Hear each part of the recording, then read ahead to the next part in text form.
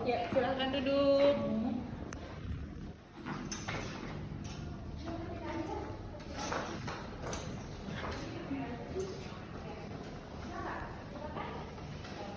Bisa saya bantu, Kak? Dan saudara saya kan dua-duanya tunanetra, baik A atau B ini KB. Setelah jelasin Bu macam-macam KB. Oh iya, boleh. Sebelumnya, kenalkan saya Bidan Siti Aminah. Di sini saya akan membantu Kakak untuk ber-KB ya. Sebelumnya dengan Kak siapa? Nafsi. Kak Hafsi ya. Kakak dengan Kakak siapa? Saya Kia. Iya, oke, baik. Di sini sebelumnya saya mau menjelaskan terlebih dahulu untuk macam-macam KB-nya. Oke, baik. Di sini dengan Kakak siapa, Kak? Nafsi. Kak Nafsi. Satu lagi dengan Kakak siapa? Saya Kia. Oke, iya ya. Kak Nafsi sebelumnya sudah punya anak, Kak? Belum Bu, ini rencana saya mau menunda kehamilan. Oh gitu, pernikahannya baru ya berarti ya? Udah berapa bulan? Baru 3 bulan yang lalu. Rencana mau menunda KB-nya berapa lama, Kak? Mungkin sekitar 6 bulanan. 6 bulan. Kalau Kak Kia sudah punya anak, Kak? Saya sudah punya 4 anak Ibu. Iya. Dengan Kak Nafsi, rencana mau menunda kehamilannya selama berapa lama, Kak? Kurang lebih mungkin 6 bulan. Oh gitu. Dengan Kak Kia berapa lama, Kak, rencananya? Memang saya kan udah punya 4 anak ya Bu. Jadi saya mau nggak mau hamil lagi. Oh gitu. Jadi mau yang jangka panjang ya. Umurnya berapa, Kak? Umurnya 38. Oh, udah 38 tahun ya. Anaknya udah 4 ya, Kak ya? Baik. Di sini sebelumnya saya akan menjelaskan dulu. Di sini saya jelaskan terlebih dahulu ya, Kak, untuk macam-macam KB-nya itu sendiri. Yang pertama itu kita ada KB yang non NKJP sama KB NKJP. Nah itu sebelumnya KB jangka panjang sama jangka pendek kayak gitu, Kak. Ya. Nah kalau misalnya jenis KB-nya itu sendiri ada KB hormonal, ada KB non hormonal gitu ya. Nah yang untuk KB hormonal itu seperti apa? Kayak misalnya suntik 1 bulan, suntik 2 bulan, suntik 3 bulan, dan juga ada IUD. Ada KB yang 1 bulan juga. Terus KB hormonal juga ada implan ya, Kak. Nah terus kalau misalnya untuk KB yang non hormonal itu biasanya kita pasang IUD atau enggak kondom.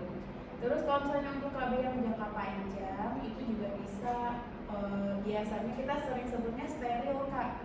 Steril baik itu laki-laki ataupun perempuan kayak gitu. Ada yang mau ditanyakan dulu, Kak?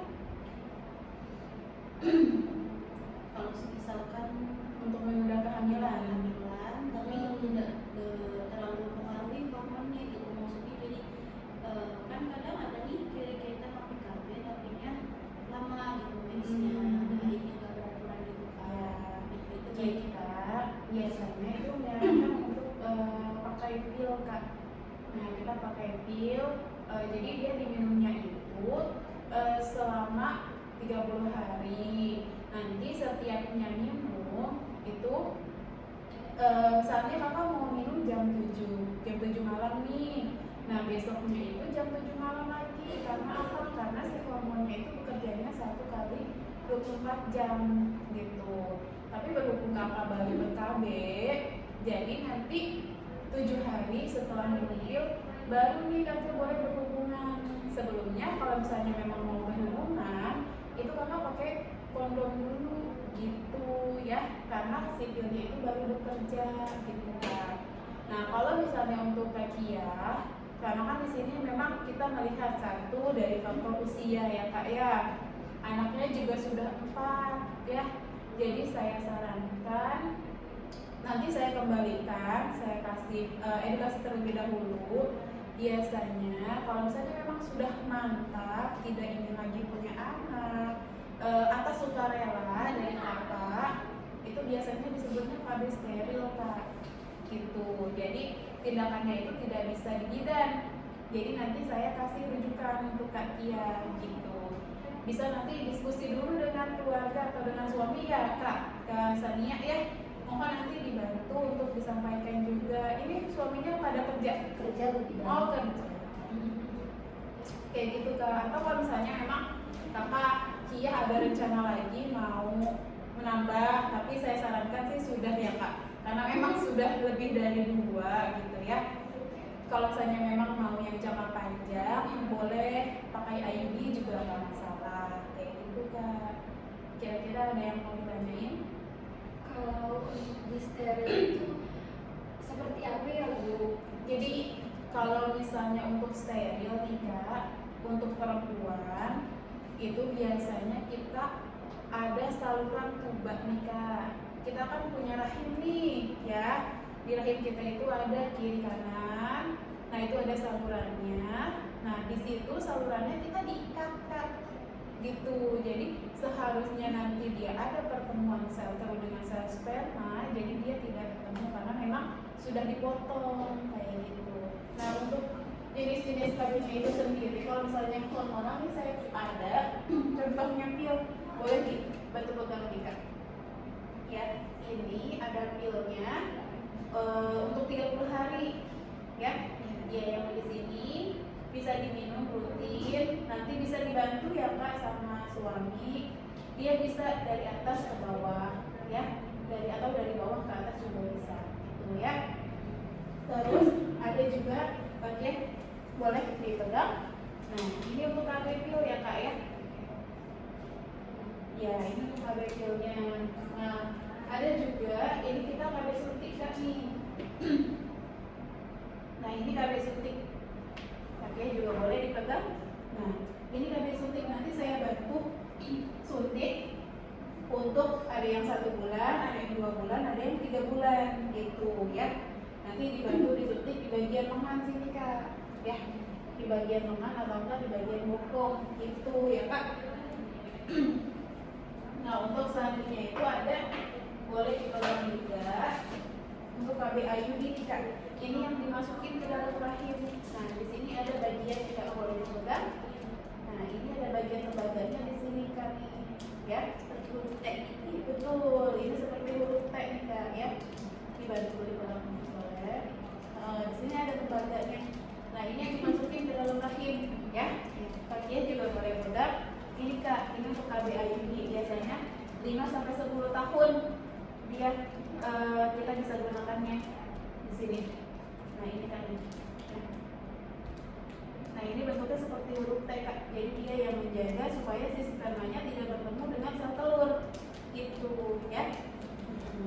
Ada ini satu lagi untuk KB implan. Nah di sini bisa dipegang Kak. Iya, di sini ada 2 Kak. Biasanya ada 2 selang kecil, nanti dimasukkan di sini Kak. Sebelumnya kita anestesi terlebih dahulu ya. Di sini kita anestesi terlebih dahulu, baru dimasukkan gitu. Di sini nih, Kak Kian boleh pegang. Nah ini untuk KB implannya ya Kak. Nanti dimasukkan di sini nih Kak. Ya, dimasukkan di sini. Nanti Kakak dianestesi terlebih dahulu. Setelah dianestesi baru kita masukkan di sini. Dia biasanya jangka waktunya 3 tahun kalau misalnya untuk implan kayak gitu. Kira-kira ada yang mau ditanyain Kak? Saya kembalikan lagi sih, kalau misalnya untuk pilihan BKB memang itu atas dasar sukarela ya, persetujuan antara ibu dengan suami juga gitu. Jadi saya hanya menjelaskan, saya kembalikan lagi untuk pilihan BKB-nya nanti dengan Kak Kia dan juga Kak Nancy gitu. Kalau misalnya sekiranya masih ada yang belum jelas, boleh Kak Nancy juga boleh. Kalau misalnya memang mau KB kondom Kak, karena kan memang hanya untuk menunda kehamilan ya, yang memang tidak berpengaruh dengan hormon gitu. Boleh pakai KB kondom juga nggak masalah. Kalau misalkan pil itu berarti lebih baik kondom atau pil ya untuk hormon? Kalau misalnya kakak yang mau tidak berefek sama sekali dengan tubuh, itu saya sarankan sih kondom, karena kan memang hanya menunda kehamilan gitu ya. Saya sarankan untuk kondom. Tapi kalau misalnya memang ada rencana masih 1 tahun, 2 tahun kayak gitu, karena ini cuma 6 bulan rencana hamilnya ya. Pil juga kita boleh, karena memang cara bekerjanya pun 1 kali 2 24 jam gitu.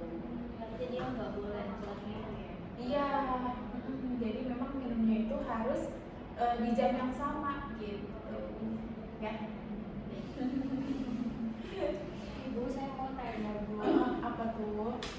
kalau misalnya saya berencana pasang IUD, itu masih bisa hamil atau gimana Bu? Maksudnya lebih enak IUD atau yang steril itu?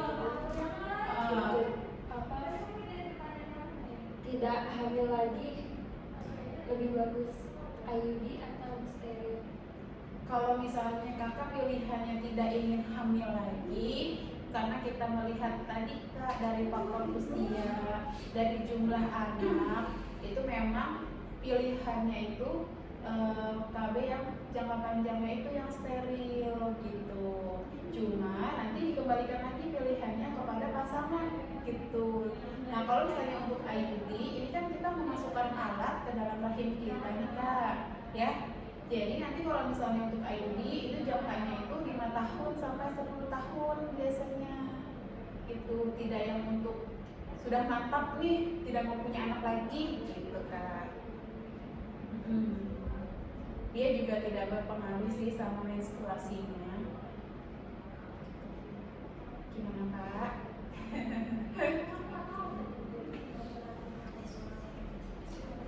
Baik, kalau misalnya memang sekiranya mau diskusi dulu dengan suami, karena kan memang suami saat ini belum ikut ya. Nanti boleh kembali lagi untuk pilihan PKB-nya mau apa. Nanti kita diskusi lagi dengan suami. Kalau misalnya memang suaminya sudah pulang kerja, boleh nanti diantar sama suami ke sini. Nggak usah malu, nggak apa-apa, datang aja. Saya dengan sangat terbuka bisa membantu. Saya senang sekali bisa membantu untuk ibu-ibu yang memang mau ber-KB gitu. Ya. Baik, Bu Ida, terima kasih ya. Nanti biar balik lagi sama suaminya masing-masing. Iya, baik. Nanti kalau misalnya memang sudah sekiranya mantap, silahkan datang lagi ke sini. Kita lanjutkan untuk ber-KB-nya gitu ya. Yuk. Ini mau langsung pulang? Pulang. Ya. Hati-hati ya, dibantu ya. Hati-hati kan? Ya, dibantu. Jadi, ya.